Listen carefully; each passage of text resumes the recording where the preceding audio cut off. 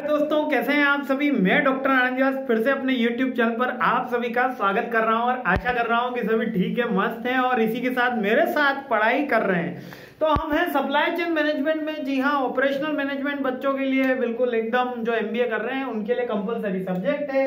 Unit 1 के part 3 के अंदर मैं आ चुका हूँ, पार्ट 2 अपलोड हो चुके हैं, थर्ड पार्ट में करवा रहा हूँ। MBA थर्ड सेम में है AKTU में, BBA का कोर्स है, PGDBA में, UGC नेट में भी 3 क्वेश्चन आते हैं। मैं फिर से स्वागत करता हूँ। वीडियो ज्यादा बड़ा नहीं है वाला, पार्ट थर्ड छोटा सा है ना। पार्ट सेकंड में मेरे को लगता है कवर अप कर लेना चाहिए था, लेकिन नहीं करा, तो इसलिए पार्ट थर्ड बना। अब वो अगली बार कभी ऐसा होगा तो अपन कोशिश करेंगे कि जो 5-7 मिनट का वीडियो है ये सेकंड में ही कवर अप कर ले, इसलिए मैं पहले माफी चाहता हूँ। ऐसा मेरे को आइडिया लग रहा था कि बड़ा है, पूरी यूनिट बड़ी है, इसलिए गलती हो गई है ना। नेक्स्ट टाइम ऐसा नहीं होगा, है ना। तो supply chain strategies, next topic क्या है, सप्लाई चेन स्ट्रेटेजी। अब ये स्ट्रेटेजी क्या है, सप्लाई चेन की स्ट्रेटेजी का मतलब कि हमारा जो सप्लाई चेन मैनेजमेंट है, हमारा जो सप्लाई चेन मैनेजमेंट है,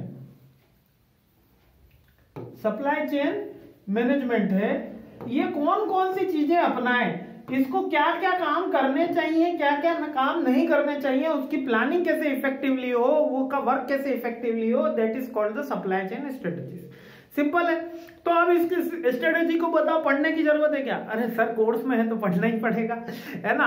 बताओ, हम हमको ऐसे सिखा देता हूं। अच्छा, करने की स्ट्रेटेजी यानी कि क्या करना है, मेरे को सप्लाई चेन स्ट्रॉन्ग करनी, तो क्या करा जाएगा, मेरे को कस्टमर से क्लियर फीडबैक चाहिएगा, ऑन टाइम फीडबैक चाहिएगा, मेरे को ग्लोबल चेंजेस के बारे में पता होना चाहिए, मुझे मेरे होलसेलर रिटेलर से अच्छा तालमेल बैठा के रखना है। यही स्ट्रेटेजी है। देखो आप पढ़ते हैं, क्या लिखा है, कहां है भैया, पहला लिखा है end to end opportunity for end to end supply chain cost. यानी कि end to end supply chain cost का मतलब है कि शुरू से लेकर एंड तक मेरे को सारी चीजें, यानी कि रॉ मटेरियल खरीदने से, ये वैल्यू चेन हो गया। चलो अपन वैल्यू चेन पे नहीं जाते हैं, अपन कहते हैं मैन्युफैक्चरिंग प्रोसेस से। कौन सी प्रोसेस से? मैन्युफैक्चरिंग प्रोसेस से, जहां से डिलीवर हो रहा है और डिलीवर कस्टमर तक आया, पूरा लॉजिस्टिक डिपार्टमेंट में कितने होलसेलर हैं, कितने रिटेलर हैं, उनकी क्या कॉस्टिंग आ रही है, मेरे को उसका कैलकुलेशन करना और उसको मिनिमम करना। बताओ, सिंपल है ना, कोई दिक्कत इस स्ट्रेटेजी को अपनाने में नहीं। इंप्रूव कस्टमर सर्विस लेवल, यानी कस्टमर को जो सर्विस मिलती है आफ्टर सेल सर्विसेज। मैं कह रहा हूं फ्लिपकार्ट ने इस कंपनी में बहुत तगड़ा काम किया है। इसमें फ्लिपकार्ट ने बहुत तगड़ा काम किया है, बहुत सी चीजें ऑटोमेशन पे कर दी। जैसे कि मान लेते हैं कि प्रोडक्ट रिसीव हो गया। अब मेरे केस में हुआ था, मैं आपको खुद का एग्जांपल देता हूं। फ्लिपकार्ट में मेरे केस में क्या हुआ, मैंने प्रोडक्ट रिसीव किया और गलती से, वो पहले तो कैश ऑन डिलीवरी था प्रोडक्ट, लेकिन गलती से मैं मेरे ऑफिस गया तो वहां पे मैंने उसको पेमेंट भी कर दिया। मेन कि वो ट्रांजिट में था और वो उनके सर्वर में अपडेट नहीं हुआ और घर से भी पैसा ले गया और कैश ऑन। तो मैंने फ्लिपकार्ट में बात करी कि भाई ऐसी ऐसी समस्या हो गई, घटना घटित होगी। तो उन्होंने कहा आपको कोई परेशान होने की जरूरत नहीं, आपको कोई टेंशन लेने की जरूरत नहीं, आपको कुछ भी करने की जरूरत नहीं। जैसे ही फ्लिपकार्ट को पता चलेगा कि आपका 2 बार पैसा आ गया है, ऑटोमेटिकली 1 टाइम आपको कैश जो है आपके अकाउंट में डेबिट हो जाएगा।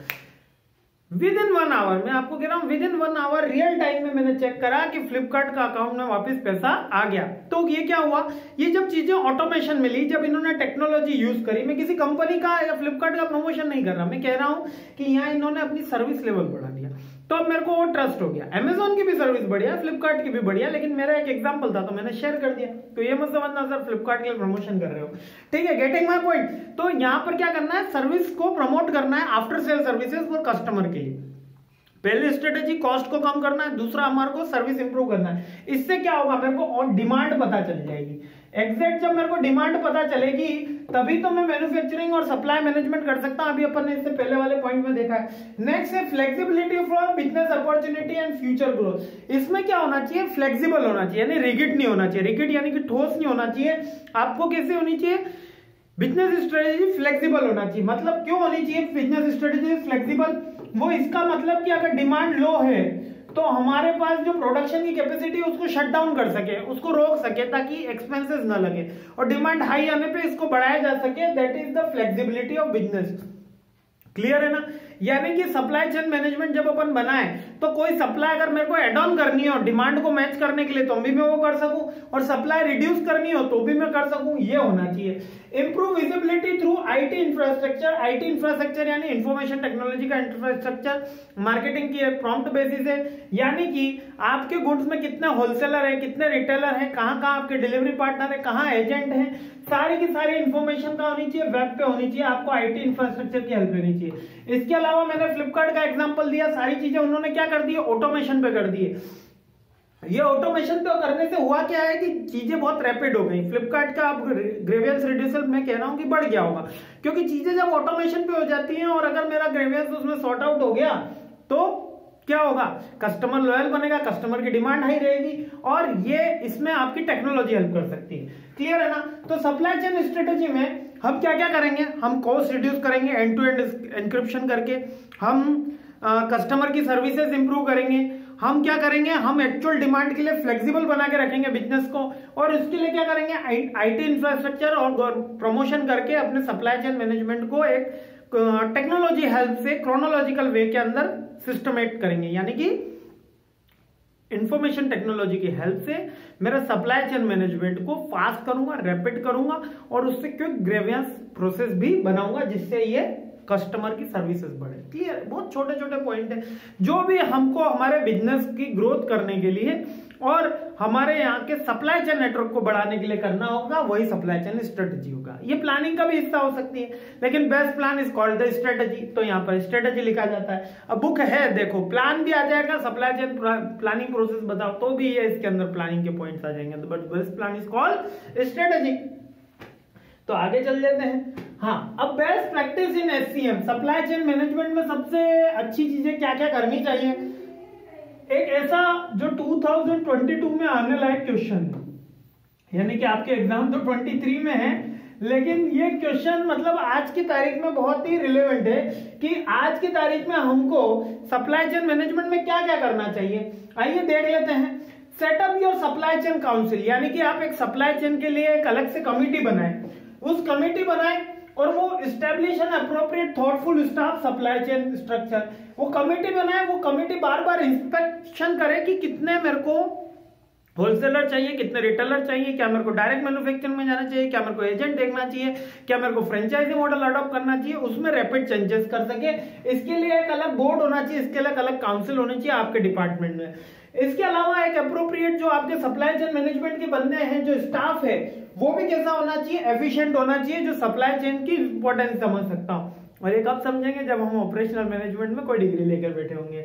Identify area with the technology, अब क्या करा है, जैसे कि मैं आपको बताऊं कि अमेजोन ने एक ऐसा मॉल बनाया है आर्टिफिशियल इंटेलिजेंस का। अब यहां पर मैं दूसरी पार्टी थी, अमेजोन का आर्टिफिशियल इंटेलिजेंस का इंडिया में लॉन्च नहीं हुआ है, ठीक है, यूएसए में लॉन्च हो गया आर्टिफिशियल इंटेलिजेंस का। इस मॉल की खासियत यह है कि आप इस मॉल के अंदर एंटर हुए, आपने कोई प्रोडक्ट परचेज करा, यानी कि परचेज करने के लिए भी आपको कुछ करने की जरूरत नहीं। जैसे ही आप इस मॉल में एंटर हुए, अमेजॉन पे के थ्रू आपका कार्ड जो है वो स्कैन हो जाएगा।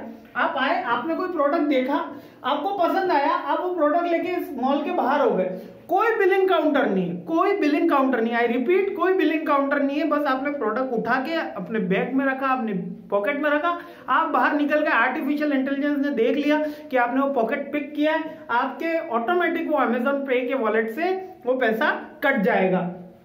ये अमेजॉन ने क्या करा, इससे क्या रिड्यूस हो गया, delivery of the product received हो गई है। तो इस जब delivery of the product receive हो जाएगी तो यहां पर टेक्नोलॉजी की हेल्प ली गई है। इस टेक्नोलॉजी की हेल्प से हम क्या कर पा रहे हैं, हमारा रैपिड एक्सपेंशन कर पा रहे हैं, हम रैपिड डिलीवरी कर पा रहे हैं, और एक्चुअल हमारे पास डेटा आएगा कि प्रोडक्ट कौन सा लाइकिंग हो रहा है, डिसलाइकिंग हो रहा है। इससे हम नंबर ऑफ सप्लायर या रिटेलर, होलसेलर घटा बढ़ा सकते हैं, ठीक है। मेंटेन हेल्थी सप्लायर रिलेशनशिप, यानी कि आपको आपके जो सप्लायर है, होलसेलर है, रिटेलर है, इनसे हेल्दी रिलेशन बनाना है। यानी कि जैसे कि आज की बहुत सारी आईटी सेक्टर्स में सप्लायर्स होते हैं, होलसेलर होते हैं, एजेंट्स होते हैं, इनको पार्टीज कराई जाती है, सोशल कल्चर इवेंट्स ऑर्गेनाइज करे जाते हैं, कहीं टूर पे भेजा जाता है। क्यों, ताकि वो कंपनी के साथ लॉन्ग टर्म जुड़े रहे, क्योंकि जितने ज्यादा आपके साथ सप्लायर जुड़ेंगे, आपके प्रमोशन के डायरेक्ट चांसेस उतने।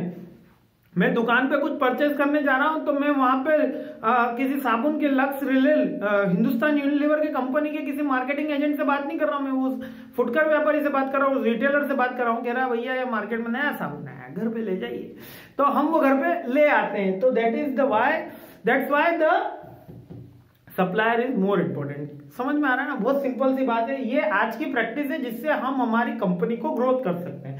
इसके अलावा source supply strategy without with collaboration यानी कि अपन को क्या करना है, उन सप्लायर से कोलैबोरेशन करना है। यानी आज एजेंट टाइप, आज फ्रेंचाइजी मॉडल काफी स्ट्रांग चल रहा है। क्यों? क्योंकि वो परमानेंट अपने सप्लायर हो जाते हैं, वो परमानेंट एजेंट हो जाते हैं, इससे कंपनी की ग्रोथ के चांसेस बढ़ जाते हैं। क्यों? क्योंकि सप्लायर चाहता है कि कंपनी की ग्रोथ हो, और कंपनी की ग्रोथ तब हो जाएगी जब सप्लायर खुद ग्रोथ करेगा। यानी कि आज अगर सप्लायर ग्रोथ कर रहा है तो कंपनी ऑटोमेटिशन पे ग्रोथ हो जाती है। तो क्या कर रही है कंपनी? कोलैबोरेट कर रही है कि हम आपको ऑथोराइज डीलर बना रहे हैं। आज हम आपको ऑथोराइज, पतंजलि ने क्या करा, ऑथोराइज अपनी डीलरशिप देनी शुरू कर दी, जिससे क्या हुआ, पतंजलि तो ग्रोथ कर रही है, उसके साथ में उनके सप्लायर भी ग्रोथ कर रहे हैं, और वैसा वर्सा सप्लायर ग्रोथ होने से पतंजलि भी ग्रोथ कर रही है।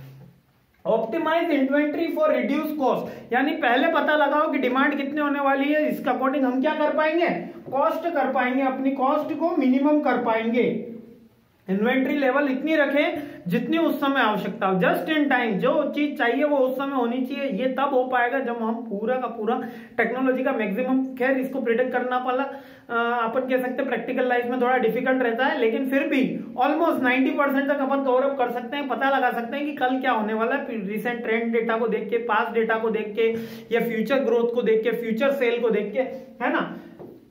इस्टेब्लिश रेगुलर रिव्यू, अब ये जो काउंसिल है उसका काम क्या रहे कि रेगुलर रिव्यू करे, एफिशिएंसी देखना, जिससे हमारी रिस्क क्या हो, कम हो, मिटिगेट हो, कम होना। ठीक है, समझ में आया, बहुत सिंपल सी बातें हैं। और B social responsible, green initiative लिए जाए कंपनी के थ्रू, ये वाला पॉइंट एक सब जगह चलता रहता है। Green initiative supply chain management में भी चलेगा, इन्वेंट्री कंट्रोल में भी चलेगा, ठीक है, मार्केटिंग में भी चलेगा। ये वाले जो नए कंटेम्प्रेरी इशू है इसमें ग्रीन मैनेजमेंट भी चलता है।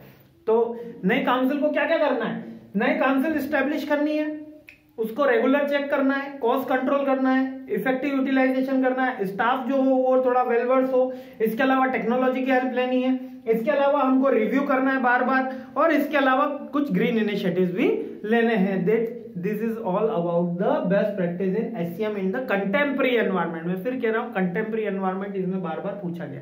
तो यही 2-3 टॉपिक थे, इसी के साथ हमारी सेकंड यूनिट कंप्लीट हुई। कैसा लग रहा है, समझ में आ रहा है, नहीं आ रहा है, और मेरे साथ कैसा लग रही है आपकी सप्लाई चेन मैनेजमेंट की जर्नी? कहीं कोई दिक्कत आ रही हो तो कमेंट करके जरूर बताएं, कोई टॉपिक रह गया हो, है ना, तो कमेंट करके जरूर बताएं। मैं जल्द से जल्द वो टॉपिक भी कवर अप करूंगा। और अगर कोई टॉपिक समझ में ना आया तो उसके ऊपर आप ही के लिए स्पेशल, अगर एक स्टूडेंट भी बोलेगा तो डेडिकेटेड वीडियो आएगा, कोई चिंता की बात नहीं है। मेरा मकसद है आपको क्वालिटी एजुकेशन प्रोवाइड कराना, वो भी फ्री ऑफ कॉस्ट। ठीक है, हाँ यूट्यूब से थोड़ी अर्निंग होती है, लेकिन मैं चाहता हूँ कि आप सब सीखें और अच्छे से सीखें। ठीक है, जय हिंद, मस्त रहिए, खुश रहिए, इसी की तरह मुस्कुराते रहिए। जय हिंद।